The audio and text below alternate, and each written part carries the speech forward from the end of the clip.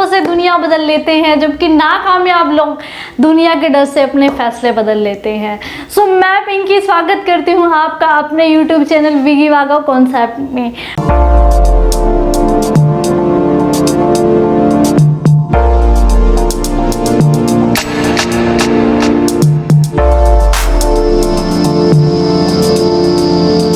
बहुत लाइनें छोटी है लेकिन इसका अर्थ बहुत बड़ा है।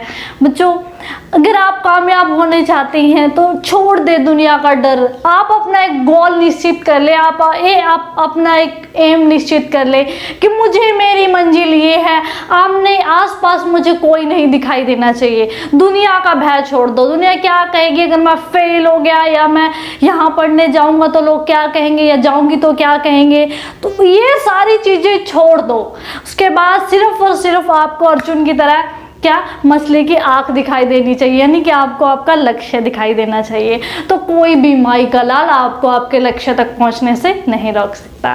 और आज देख सकते हैं आप मेरे साथ, हम लोग क्या करेंगे, इंडियन जीके भारतीय भूगोल में उद्योग यानी कि इंडियन इंडस्ट्रीज के बारे में डिस्कस करने वाले हैं। ओके, बहुत ही इम्पॉर्टेंट टॉपिक है, बहुत ही अच्छा है, आपके एग्जाम के पॉइंट ऑफ व्यू से भी इम्पॉर्टेंट है, एज वेल आपकी नॉलेज के लिए भी बहुत इम्पॉर्टेंट है, क्योंकि आफ्टर ऑल हम भारतीय हैं।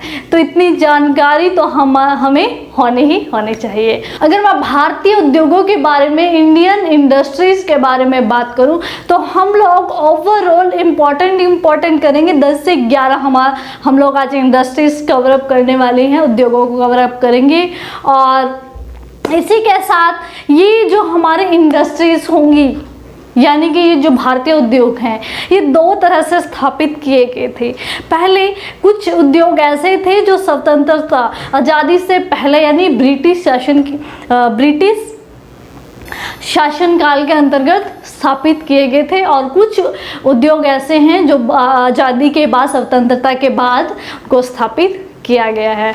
ऐसा नहीं, ये बिल्कुल गलत थॉट होती है कि आप अगर सोच रहे हैं कि हाँ अंग्रेज़ों की वजह से काफ़ी तरक्की हुई है देश में, ये चीज़ आई है, वो चीज़ आई है।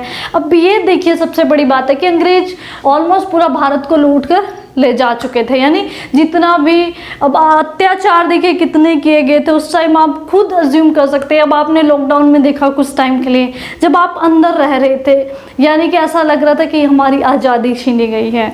हालांकि आपकी सेफ्टी के लिए सब कुछ किया जा रहा था, लेकिन फिर भी कितनी घुटन फील हो रही थी। तो उस वक्त आप अज्यूम कर सकते हैं कि किस तरह से भारतीय सरवाइव कर रहे होंगे, अपने ही देश में गुलामों की ज़िंदगी जी रहे थे। तो बच्चों, और जो हमारा प्यारा भारत सोने की चिड़िया कहलाता था, जो सब कुछ था वो लूट कर ले जा चुके थे। इसके बाद भी इन्होंने क्या किया कि अपने फ़ायदे के लिए, यहाँ पर कच्चा माल काफ़ी था, जिससे अपना फ़ायदा करने के लिए, बेनिफिट लाने के लिए, अपने देश के लिए, अपने आप के लिए, तो यहाँ पर कुछ इंडस्ट्रियाँ, उद्योग लगाए, बड़े बड़े कारखाने लगाए, ताकि ये यहाँ पर ही, पहले क्या करते थे, ये कच्चा माल ब्रिटेन में, इंग्लैंड में ले जाकर फिर उसको कारखानों में पक्का माल बनाते थे, यानी उसको यूज़ करते थे। फिर इन्होंने सोचा कि थोड़ा मुश्किल पड़ रहा है, अब तो पूरा भारत ही हमारा है, तो किसी की परमिशन की ज़रूरत नहीं है, कुछ नहीं है। तो यहीं पर ही इन्होंने इंडस्ट्री एस्टेब्लिश कर दी, यानी कि स्थापित कर दी जितनी भी इंडस्ट्रियाँ थी, जिससे इनको बेनिफिट हो। इनका ये कभी उद्देश्य नहीं था कि भारत की जनता का उद्धार करना है, भारत का उद्धार करना है। इनका सिर्फ एक ही मोटिव था, अपने आप को उद्धार करना, अपने आप को बेनिफिट देना है। और इसी के साथ अगर मैं सबसे पहले की बात करूं, हम हमारे टॉपिक की तरफ चलते हैं। अगर मैं सबसे पहले उद्योग की बात करूं, इसी के साथ हम हमारे टॉपिक की तरफ चलते हैं। इसी के साथ अगर मैं बात करूं तो सबसे पहले हम लोग डिस्कस करेंगे लौह इस्पात उद्योग, यानी कि आयरन एंड स्टील उद्योग इंडस्ट्रीज़ के बारे में डिस्कस करने वाले हैं। ठीक है, और बहुत इम्पॉर्टेंट रोल प्ले करता है। आप खुद ही जानते हो कि आयरन, लोहा और स्टील, मेरे ख्याल से इसमें कोई बताने वाली बात नहीं है, क्योंकि आप देख सकते हैं ऑलमोस्ट हमारे जितने भी प्रोडक्ट्स हैं आयरन यानी कि लोहे और स्टील पर डिपेंडेंट है ना। और उसके बाद अगर मैं बात करूँ आयरन और स्टील इंडस्ट्रीज़ की, सबसे पहले कुल्टी कुल्टी, यहाँ लिख देती हूँ सबसे पहले क्या हम कर रहे हैं, लौह इस्पात उद्योग, यानी कि iron and steel industry. Iron and steel industry के बारे में बात कर रहे हैं। अगर मैं बात करूं तो सबसे पहले जो भारत में आयरन एंड स्टील इंडस्ट्रीज का कारखाना लगाया गया था वो क्या था, कुल्टी। कहाँ पर, पश्चिम बंगाल में, पश्चिम बंगाल में। और इसी के साथ कब लगाया गया था, 1872 1872 में लगाया गया था। Okay, have you got it. Bharat में जो सबसे पहला लौह इस्पात उद्योग इंडस्ट्री स्थापित की गई थी वो कौन सी थी, कुल्टी। कहाँ पर, पश्चिम बंगाल में 1872 में। ओके, उसके बाद 1907 में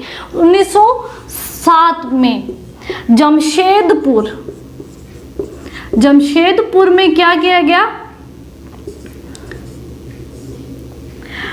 एक निजी कंपनी जिसको आप बहुत अच्छे से जानते हैं, TISCO, Tata iron and steel company, Tata iron and steel company, जिसको हम टिस्को कह देते हैं, इसको स्थापित किया गया था। Okay, have we got it. 1907 में, ये याद रखिएगा, 1907 में लगाई गई थी। ये एक निजी कंपनी थी, बहुत बड़ी इंडस्ट्री लगाई गई थी जमशेदपुर में। ठीक है, ये इंपॉर्टेंट रहती है, आपके डायरेक्ट एग्जाम में बहुत पूछी जाती है। उसके बाद कुछ और इंडस्ट्रीज हैं जो आपको डायरेक्ट पढ़नी है। फॉर एग्जांपल 1908 में हीरापुर आइसोनॉल के पास पश्चिम बंगाल में लगाई गई थी। ओके, ये जस्ट आपको सुनना है, कोई याद नहीं करना है। उसके बाद 1918 में बर्नपुर, पश्चिम बंगाल बर्नपुर में ये स्टील एंड आयरन कंपनी लगाई गई थी। उसके बाद आता है, देखिए कुछ ऐसे इंडस्ट्रीज हैं जो सिर्फ आपको सुननी है, आपके एग्जाम में अभी तक नहीं आई है लेकिन आ सकती हैं, तो आपको थोड़ा सा ध्यान से सुनना होगा, दैट्स इट। उसके बाद जो इम्पोर्टेंट है, सबसे पहले याद रखिए कुल्टी, उसके बाद आई थी जमशेदपुर 1907 में, 1908 में हीरापुर, बाकी इम्पोर्टेंट नहीं है। फिर 1918 में बर्नपुर आई, एंड उसके बाद मैं बात करूं भद्रावती, बहुत ज़्यादा इम्पोर्टेंट है। 1923 में भद्रावती कहाँ पर, कर्नाटक में। कर्नाटक में आयरन एंड स्टील इंडस्ट्री को स्टेबलाइज किया गया था। कब, 1923 में, जिसको विश्वेश्वरैया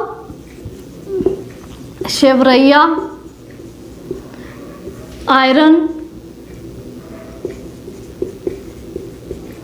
एंड स्टील कंपनी के नाम से भी जाना जाता है। बहुत इंपॉर्टेंट है, आपके एग्जाम में डायरेक्ट पूछा जाता है, याद रखिए। 1923 में भद्रावती कहाँ पर, कर्नाटक में। इसका दूसरा नाम क्या है, Visvesvaraya iron and steel company, VISL। Okay, उसके बाद ये थी हमारी क्या, आज़ादी से पहले की जो कुछ इंडस्ट्रीज लगाई गई थी। Iron and steel industries establish की गई थी कब, फ्रीडम से पहले, आज़ादी से पहले की। ओके, ये कुछ उद्योग है।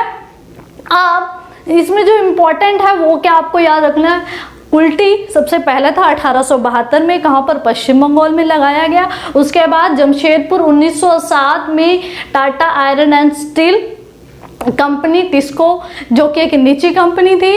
और उसके बाद जो इम्पोर्टेंट है भद्रावती जरूर याद रखिएगा, 1923 में। ये कहाँ पर, कर्नाटक में लाई गई, और ये इसका दूसरा नाम क्या है, Visvesvaraya iron and steel company, VISL। Okay, एक ये इम्पॉर्टेंट है। उसके बाद जो है हमारी भद्रावती के बाद हमारी 3 से 4 इम्पोर्टेंट लौह इस्पात उद्योग हैं। आयरन एंड स्टील कंपनियां हैं जो कि आपके एग्जाम में डायरेक्ट पूछी जाती हैं। वो स्वतंत्रता के बाद जो पंचवर्षीय योजना बनाई गई थी देश की उन्नति के लिए, प्रगति के लिए, उसके अंतर्गत इनको लगाया गया था। ओके, अब हम लोग डिस्कस करेंगे क्या हमारी जो स्वतंत्रता के बाद industries, iron and steel industry establish की गई थी। ओके, सबसे पहले थी जो हमारी, और ये जितनी भी हमारे उद्योग थे ये द्वितीय पंचवर्षीय योजना के अंतर्गत लाए गए थे इन उद्योगों को। ओके, भिलाई सबसे पहला है जो कि 1955 में कहाँ पर, छत्तीसगढ़ में लाया गया, और किसकी सहायता से, सोवियत संघ यानी कि रूस की सहायता से इसको लगाया गया था। याद रखिए सबसे पहला है भिलाई, ये जो स्वतंत्रता के बाद है। भिलाई कब, 1955 में इसको लाया गया, लगाया गया, स्थापित किया गया था, और ये कहाँ पर पड़ता है, छत्तीसगढ़ में। ये भी याद रखिएगा किस राज्य में है, छत्तीसगढ़ में। और किसकी सहायता से इसको लगाया गया था, सोवियत संघ यानी कि रूस की सहायता से इसको स्थापित किया गया था। ओके, क्लियर है। भिलाई कहाँ, कब, 1955 में छत्तीसगढ़ राज्य में सोवियत संघ की सहायता से लाया गया था, इसको स्थापित किया गया था। तो ये जो इम्पोर्टेंट मैंने पॉइंट लिखे हैं, नाम, किस सन में लाया गया, किस राज्य में, और किसकी सहायता से, ये तीनों ही, ये चारों ही पॉइंट बहुत इम्पोर्टेंट है, आपके एग्जाम में डायरेक्ट पूछे जाते हैं। सेकेंड है हमारा राउरकेला। राउरकेला ये भी 1955 में लाई गई, और कहाँ पर, ओडिशा में लगाया गया इसको, कहाँ पर, ओडिशा में। ठीक है, और किसकी सहायता से इसको एस्टैब्लिश किया गया था, किसकी सहायता से स्थापित किया गया था, जर्मन की सहायता से। ओके, किसकी, जर्मन की सहायता से। Have you got it, clear है। उसके बाद थर्ड है हमारा दुर्गापुर। दुर्गापुर, दुर्गापुर ये 1956 में इसको लगाया गया, किस राज्य में, पश्चिम बंगाल में, पश्चिम बंगाल में। और किसकी सहायता से इसको लगाया गया था, इसको ब्रिटेन की सहायता से लगाया गया था, ब्रिटेन की सहायता से इसको स्थापित किया गया था। ओके, क्लियर है। भिलाई, राउरकेला, दुर्गापुर। ठीक है, उसके बाद जो नेक्स्ट है हमारा, ये है जो कि ये हमारी दूसरी पंचवर्षीय योजना के अंतर्गत लगाएगी तीनों, भिलाई, राउरकेला और दुर्गापुर। ठीक है, उसके बाद जो तीसरी पंचवर्षीय योजना के अंतर्गत लगाएगी, चौथी हमारी iron and steel industries, Bokaro, Bokaro जो कि 1966 में लगाएगी, 1966 में लगाएगी, कहाँ पर, झारखंड में। ओके, और किसकी सहायता से, ये भी सोवियत संघ की सहायता से लगाया गया था।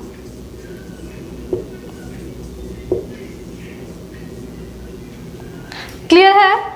तो ये आपके डायरेक्ट एग्जाम में पूछे जाते हैं, इंपॉर्टेंट फैक्ट्स है, आप इसको स्क्रीनशॉट ले ले या फिर राइट डाउन कर ले।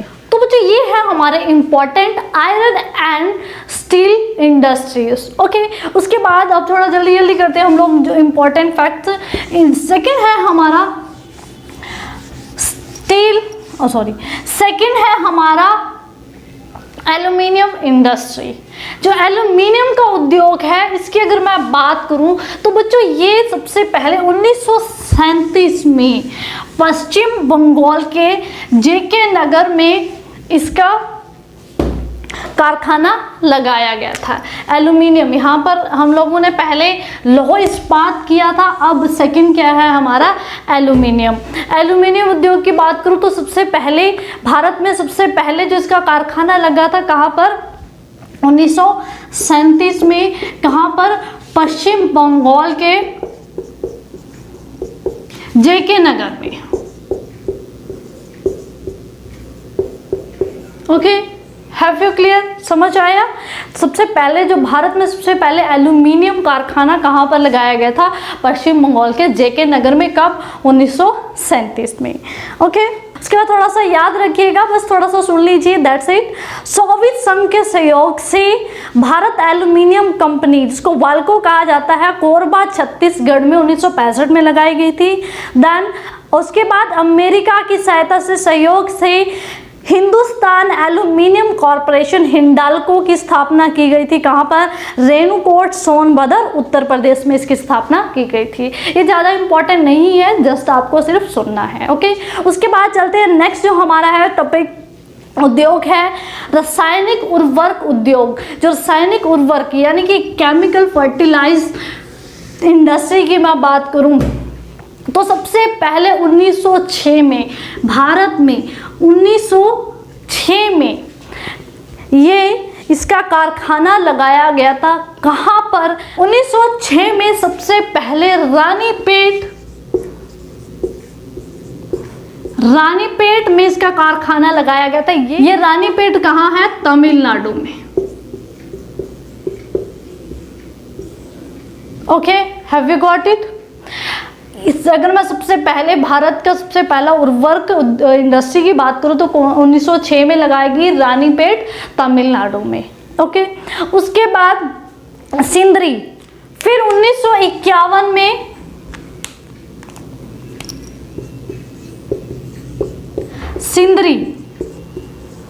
सिंदरी झारखंड में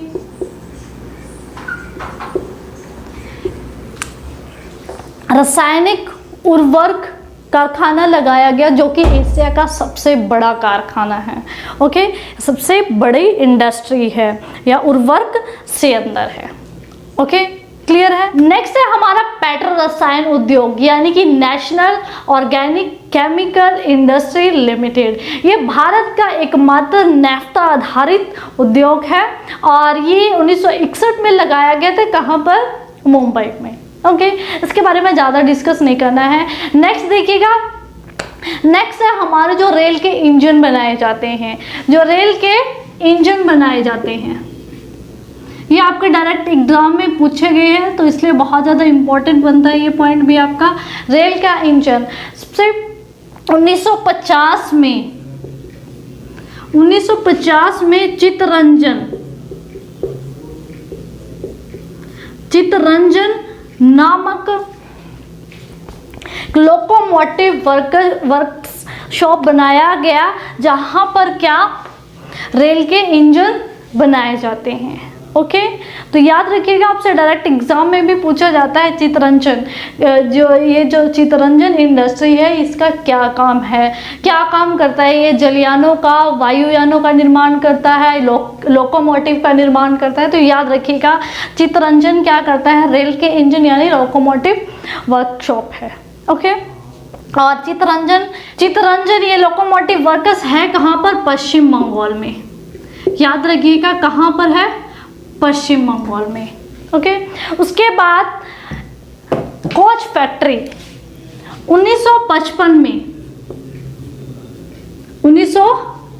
में इंटीग्रल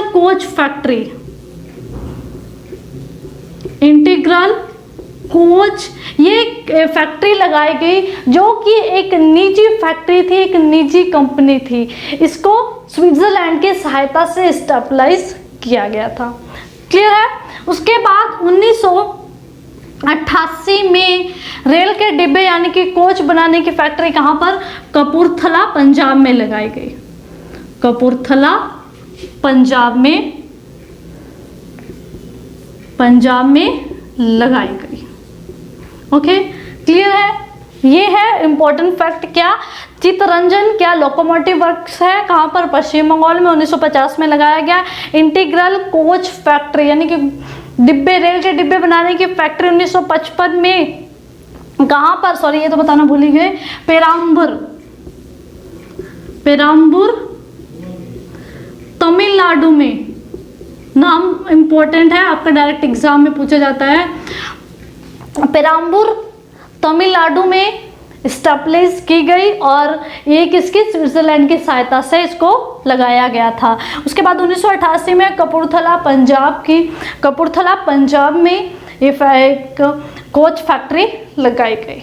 ओके, नेक्स्ट है, ज़्यादा इंपॉर्टेंट नहीं है लेकिन आपको थोड़ा बहुत रीड करना होगा, दैट्स इट। जलयान निर्माण उद्योग यानी कि शिप्स इंडस्ट्री। ओके, मंडगांव डाकिये क्या मुंबई में एक जलयान निर्माण उद्योग का काम करते हैं। कोचीन शिपयार्ड, ये भी आप पहले पढ़ चुके हो, लिमिटेड कोची केरल में। हिंदुस्तान शिपयार्ड लिमिटेड, ये विशाखापट्टनम में, ये भी क्या शिप बनाने का काम करते हैं। तो ये है इम्पोर्टेंट आपके जो जलयान निर्माण उद्योग हैं। नेक्स्ट है आपका वायुयान उद्योग। 1940 में हिंदुस्तान एयरक्राफ्ट लिमिटेड की स्थापना बेंगलुरु में एक निजी कंपनी द्वारा की गई थी 1940 में, लेकिन 1942 में सरकार ने इसको खरीद लिया और 1964 में इसका नाम क्या चेंज कर दिया, हिंदुस्तान एरोनॉटिक्स लिमिटेड इसका नाम चेंज कर दिया गया। ओके, यानी कि जो वायुयान है हमारे एरोप्लेन्स है, सबसे पहले बेंगलोर की एक निजी कंपनी ने इसको बनाया था, फिर इसको सरकार ने खरीद लिया। नेक्स्ट है हमारा चीनी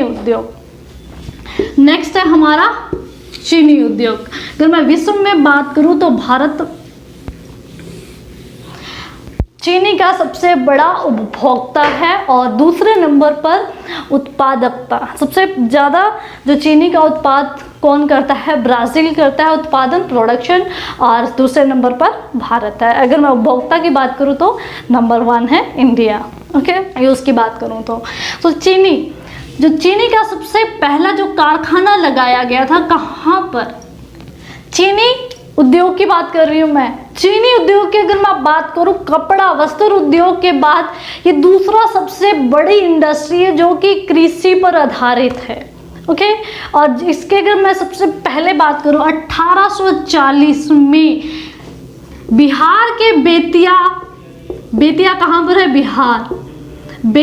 बिहार में सबसे पहले इसका कारखाना लगाया गया था, किसका, चीनी उद्योग का।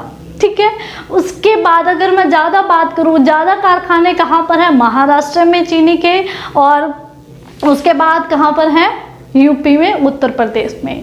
अगर मैं अग्रणी राज्य, सबसे ज़्यादा उत्पादन कौन करता है, उत्तर प्रदेश। तो याद रखिएगा चीनी का सबसे ज़्यादा जो उत्पादन है, जो अग्रणी राज्य है वो कौन सा है आपका, Uttar Pradesh, UP. Okay, have you got it, clear है। 1840 में इसका सबसे पहला कारखाना भारत में लगाया गया था चीनी का। बहुत सिंपल है, बहुत आसान है, सिर्फ लगातार आप क्लास अटेंड करते रहिए। ओके, उसके बाद नेक्स्ट है हमारा कागज उद्योग। अगर मैं कागज उद्योग की बात करूं तो सबसे पहला जो कागज उद्योग का कारखाना, आधुनिक कारखाना लगाया गया था कहाँ पर, श्रीरामपुर में। कहाँ पर, याद रखिएगा, श्रीरामपुर। कहाँ पर है ये, पश्चिम बंगाल में। ओके, और जो इम्पोर्टेंट पॉइंट आपका डायरेक्ट एग्जाम में पूछा जाता है, ये वो है कि मध्य प्रदेश के, जो इम्पोर्टेंट पॉइंट आपके एग्जाम में पूछा जाता है कि जो मध्य प्रदेश की, एमपी के, मध्य प्रदेश के एमपी के नेपानगर में क्या, नेपानगर में अखबारी कागज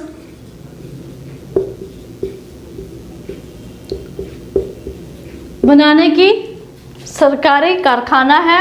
और इसी के साथ मध्य प्रदेश के होशंगाबाद में नोट छापने के कागज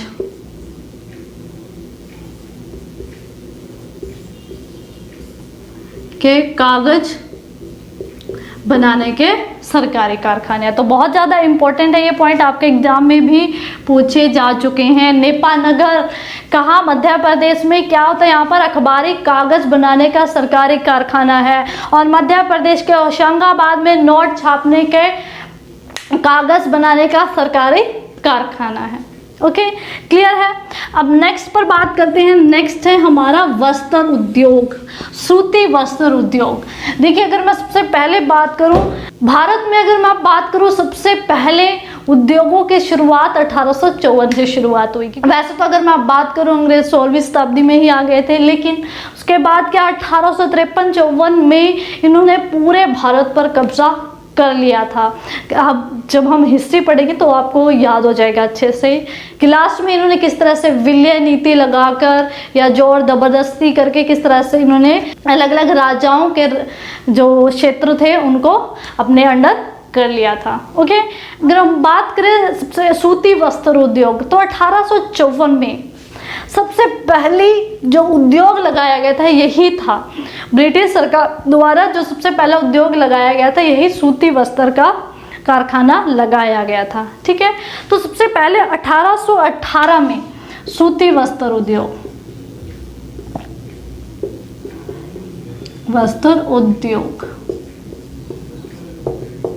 नेक्स्ट है हमारा, देखिए सूती वस्त्र उद्योग।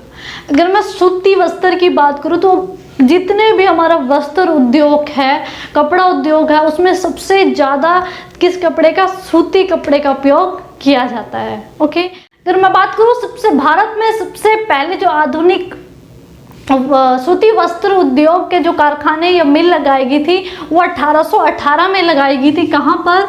कोलकाता के निकट फोर्ट ग्लास्टर के पास। ओके, तो याद रखिएगा, आप मोटा मोटा याद रखिए कहाँ पर? कोलकाता में। हालांकि ये फेल हो गई थी, ज़्यादा यहाँ से रिप्रोडक्शन नहीं मिल पाया था।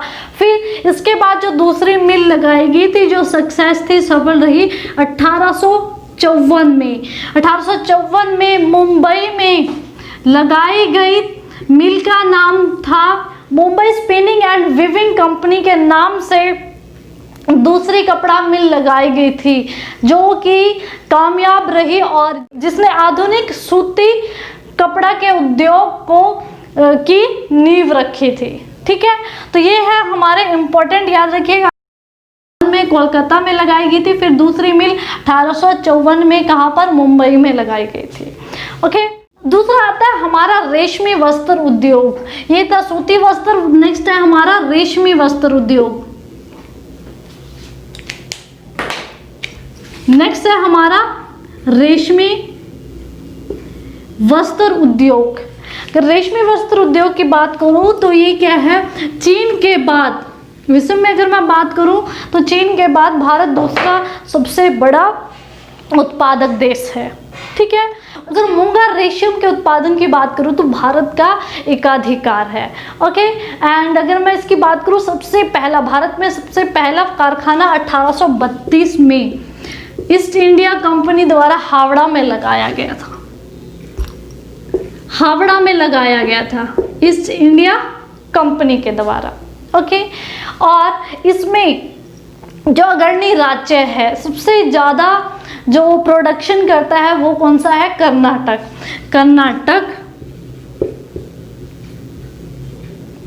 कर्नाटक क्या है? रेशमी वस्त्र उद्योग में या उत्पादन में सबसे अग्रणी राज्य है, 41% प्रोडक्शन करता है। उसके बाद दूसरे नंबर पर आता है आंध्र प्रदेश जो कि 35% करता है, 35% उत्पादन इसका करता है। ओके, अगर मैं ऊनी वस्त्र उद्योग की बात करूं तो इसको भारत के प्राचीन और कुटीर छोटे उद्योगों में गिना जाता है। और इसके अगर मैं प्रमुखता की बात करूं तो अमृतसर और इसके साथ पंजाब का लुधियाना प्रमुख केंद्र है ऊनी वस्त्र के लिए। ओके, और कपास की अगर मैं बात करूं तो भारत चीन के बाद दूसरे नंबर पर आता है जो कि विश्व का 16% उत्पादन करता है कपास का भारत। ओके, अब जो नेक्स्ट है हमारा लास्ट है जूट उद्योग। जूट उद्योग क्या है? नेक्स्ट है बच्चों हमारा जूट उद्योग, यानी कि सुनहरा रेशा जिसको कहा जाता है या फिर गोल्डन फाइबर जिसको कहा जाता है। विश्व में भारत सबसे बड़ा और सबसे पहले स्थान पर आता है किसमें? जूट उत्पादन में। भारत विश्व का 60% जूट का उत्पादन करता है, अकेला भारत करता है। ओके, और उसके बाद अगर मैं बात करूं भारतीय राज्य कौन सा अग्रणी है, सबसे ज़्यादा पश्चिम बंगाल। कौन सा राज्य अग्रणी है जूट उत्पादन में? पश्चिम बंगाल। कहा जाता है कि 114 में से 102 कारखाने कहाँ पर? पश्चिम बंगाल में है, इसके वेस्ट बंगाल में जूट उत्पादन के। हुगली नदी के किनारे दूर तक, बहुत लंबी लंबी दूर तक क्या है, इसके जूट की फसल उगाई जाती है। इसी के साथ जो सबसे पहला कारखाना लगाया गया था 1859 में, 1859 में लगाया गया था, कोलकाता के पास पड़ता है एक रिसरा नामक स्थान, वहाँ पर इसका कारखाना सबसे पहला लगाया गया था। भारत में जूट उत्पादन का सबसे पहला कारखाना कहाँ पर? कोलकाता के पास रिसरा नामक क्षेत्र पड़ता है पश्चिम बंगाल में, वहाँ पर लगाया गया। कब? 1859 में। ओके बच्चों, तो ये है हमारे इम्पोर्टेंट इंडस्ट्रीज जो आपको रीड करने थे, जो आपके एग्जाम के पॉइंट ऑफ व्यू से इम्पोर्टेंट है।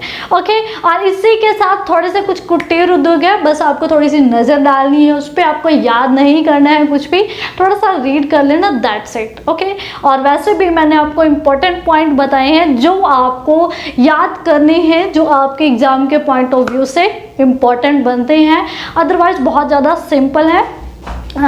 अदरवाइज जो मैंने नोट डाउन नहीं करवाया यहाँ पर, तो वो आपके एग्जाम के पॉइंट ऑफ व्यू से इम्पॉर्टेंट नहीं है, जस्ट आपको थोड़ा रीड करना होगा, नज़रों से निकालना होगा। बाय चांस अगर आपका इस तरह का क्वेश्चन भी आ जाए तो भी आप इसको सॉल्व कर सके। उम्मीद करती हूँ कि आपको ये क्लास पसंद आएगी और आपके लिए बहुत ज़्यादा बेनिफिशियल है। अपने फ्रेंड सर्कल में ज़रूर शेयर कीजिएगा, और अगर आप पहली बार चैनल पे आए हैं तो सब्सक्राइब कीजिएगा चैनल को, और बेल आइकन प्रेस करना मत भूलिएगा। और इसी के साथ आज की क्लास यहीं पर हम समाप्त करते हैं। अपना ध्यान रखिएगा, सेफ रहिएगा। Okay, bye bye.